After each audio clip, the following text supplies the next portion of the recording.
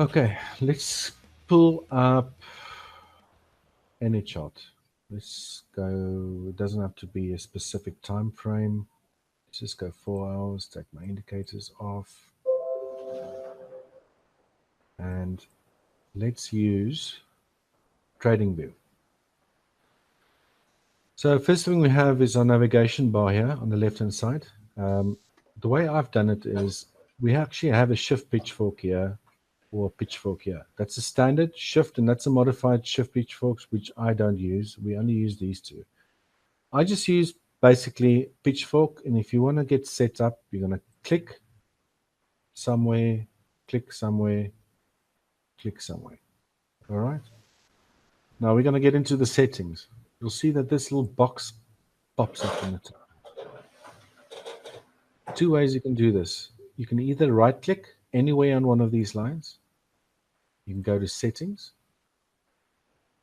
or you click on it. It brings up this little floating bar display thing here. Click on settings. Now, I don't know if you have the ability to take a screenshot of this, but this is actually the lines that I use. Your 1 would be your center median line, which I use blue. Then we have a 50%, which is actually between, I think this is your upper median line, and this dotted one over here, which is on 0.5. Blue again. I made it quite thick, and then I use the dash line. You see, you can make it or dash line. Oh, if you use a 0.5, it actually pulls in a 0.5 above and below the center median line, which is quite cool. Then if you want to get your equidistant upper red warning line and lower red warning line, you just go 1.5, like I did over here. And let's see which one that is. That's your centers over here.